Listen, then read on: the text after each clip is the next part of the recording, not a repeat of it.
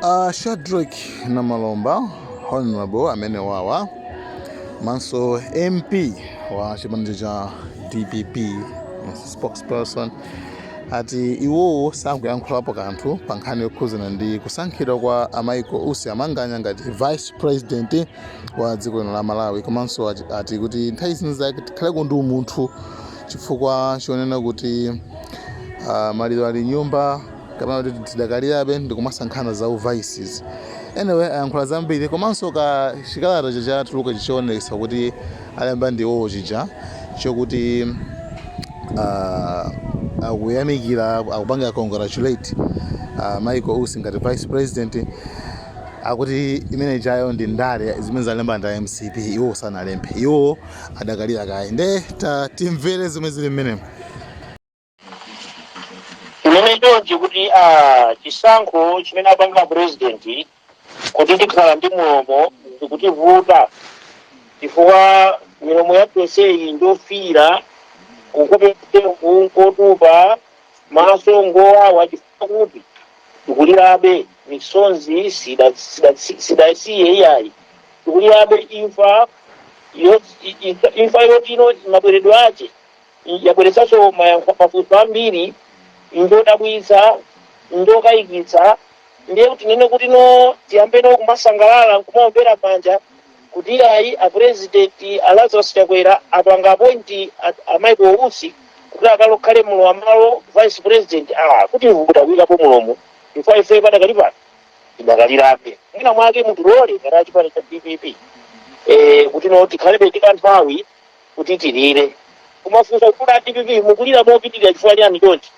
Lero chifukwa kuti Saulo Chilima amene yangomulira mosoneka bwino ati ndi ife wa DPP motsogozedwa ndi Professor Peter Mutharika amene anakatenga Saulo kuapeza ndikuwaona kuti Nyamata amene ali Nyamatatu, waona kuti inu tiye mukatumikira Malawi pamodzi ndi ine mwagwira ntchito ngati managing director wa Airtel kuti tikagwire ntchito limodzi, ndikukhala nawo limodzi mpaka na ndikupeza kuti panga kampeni ndikulowa kukoma kukhala vice president pano amudzachoka ndikukhalano mbali ya tonse.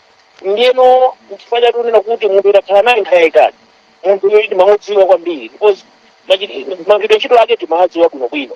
Ndiye pano pamwina mwake mutilole tilire kaye maliro amenewa pamapeto pake ikafika nthawi yofanirikayo tidzayankha kuti kodi zimeneno awa abwerawa atithandizira mdziko muno kuona ngati titero kuyankhula kwake tafotokozera mali mwanjira imeneyi. Ndimafunsa kuti mwazilandira bwanji chifukwa nanga siku ina kuzimapita ku malamulo amene amanena kuti pakutha masiku mwakuti kukhale kutasankhidwa wina wachiwiri kwa mtsogoleri wa dziko. Ndiye poti mukuti munakalirabe ti kusiyeni choncho kuti pamenepo ndiyankhuleso pamenepo malamulo ngakhale malamulo ali choncho komano malamulonso azikhala ndi umunthu. Mwandimva ife taziona a DPP mu 2012 a president athu mzimu wawo use ndi mtendere anamwalira mwadzidzidzi Professor Bingwa Mutharika ungomwalira mwadzidzidzi umano tsiku lomwelo ungomwaliralo mawa tsiku lomwelo wena mama wake wa tsiku limenelo anapita kukalumbikisana ndikulimbikisana kukhala president maliro sadalire nawo kuti umenewo ndi umunthu. Tikero kuti malamulo wati pamapanga azikalaso ndi umunthu. Pano tikunena pano 7 days kungota 7 days ati palowe munthu wina. Munthu huyo amene watishepa amenepo watisiya imfa yowawitsa, imfa yowawa. Kuti umenewo ndi umunthu. Ndiye mwina mwake malamulowa tikamawunikira tiziwunikira kuti ife kuno sitikukhala ngati kumangalande ayi. Ife timakhala kuno ku Malawi ku Africa. Pamene munthu wamwalira timakhala tikulirabe. Tikafika kumudzi kwatuku maliro timalira 40 days. Koma kunoko upeza kuti president palibenso zolira nthawi yomwe aloweretu munthu. Ayi vice president 7 days nthawi yomwe aloweretu munthu. Ndiye chifukwa tunena kuti tidakalira tidaziona kwawa kwake pezi makhalira pamene munthu wamkulu wachoka pamudzi kapena munthu wamkulu wachoka pa mpando nthawi kumwalira ena nkumalowa kumasangalala. Mwina inayo ndi mwayi wanu anamalomba inu so ndi phungu wa nyumba ya malamulo kukasintha zinthu zimene nyumba ya malamuloko koma ngati zili malamulo ndetu zene otsatidwa.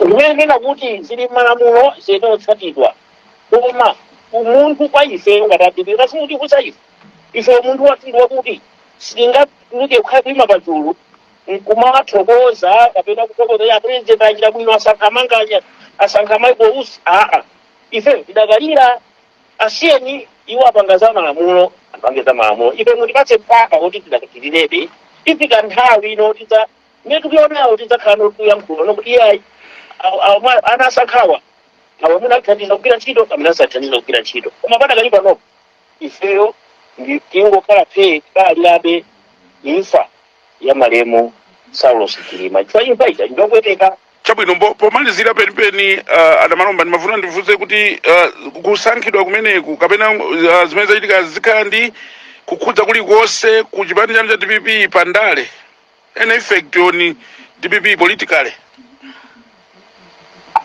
kutanthauza kuti amene amapanga amasankhawo pano mafunso mwina achapera kulipo musankha kuuza maganizo ono kuti akamusankha zikhala ndi impact ku DPP tikuona kuti palibe chimene ndi impact yomwe chimene chingachitika ku DPP palibe letu ife tikudziona kuti 2025 tikulowa somboma ndathokoza lero palibe impact inaliyonse mwafunsa kuti masankhiranja ausiwa kuona ngati akuthandizani mwina funso limene kwafunsa amene anapanga point president athu Lazarus Chakwera kuti mwasankha chifukwa chani anthu onse mayi muno awambati akuthandizani bwanji komosati ife tiyankhe kuna kuti ayi kuona ngati ausi athandiza mwakuti kapena ya ausi ativuta mwakuti ku DPP ayi tiyankha choncho. Ndakuthokozani kwambiri Shadrack Namalomba amene ndi mneneri wa chipani cha DPP maganizo awo pa kusankhidwa kwa Michael Usi kukhala wachiwiri kwa mtsogoleri wa dziko lino.